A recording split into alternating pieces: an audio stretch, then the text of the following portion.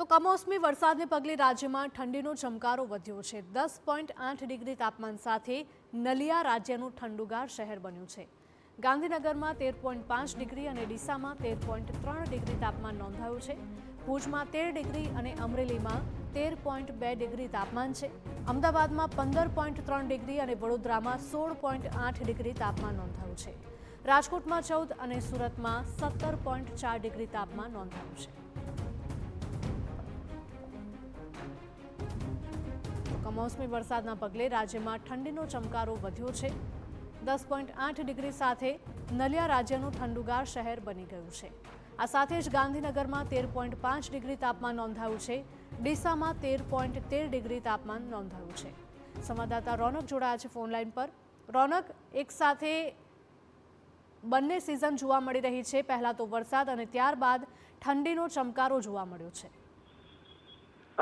Western disturbance સર્જાવાના કારણે પાછલા 3 થી 4 દિવસથી અમદાવાદ શહેર સહિત રાજ્યભરના તાપમાનમાં કેટલો ફેરફારો છે તે જોવા મળતા હતા, પરંતુ આજે વહેલી સવારથી જ જે વાદળછાયું વાતાવરણ હતું તે હટ્યા બાદ ફરી એક વખત રાજ્યભરના અનેક જિલ્લાઓમાં ઠંડીનો ચમકારો છે તે જોવા મળી રહ્યો છે।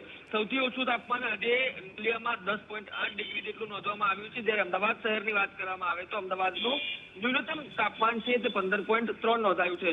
વડોદરામાં 16.8, રાજકોટમાં 14, સુરતમાં 17.4, ભાવનગરમાં 17, ગાંધીનગરમાં 13.5 ડિગ્રી તાપમાન છે તે નોંધાયું છે। ઉપરાંત ઉત્તર ગુજરાતની વાત કરવામાં આવે તો ડીસામાં 13.3, સૌરાષ્ટ્રના અમરેલીમાં 13.2, પોરબંદરમાં 15.8 ડિગ્રી તાપમાન છે તે નોંધાયું છે। ઉપરાંત કેન્દ્ર શાસિત પ્રદેશ સહિતની જો વાત કરવામાં આવે તો દીવમાં 18 ડિગ્રી તાપમાન છે તે નોંધાયું છે। મહત્વની વાત કરવામાં આવે તો ડિસેમ્બર મહિનો એવો રહ્યો છે કે જે સામાન્ય તાપમાન હોવું જોઈએ તેના કરતા 2 થી 3 ડિગ્રી તાપમાન છે તે ઊંચું નોંધાયું છે। તે પ્રકારે હવામાન વિભાગ દ્વારા વિગતો છે તે આપવામાં આવી રહી છે, ત્યારે આગામી દિવસોમાં તાપમાનમાં ઘટાડો થાય તે પ્રકારની શક્યતાઓ પણ હવામાન વિભાગ દ્વારા વ્યક્ત કરવામાં આવી છે।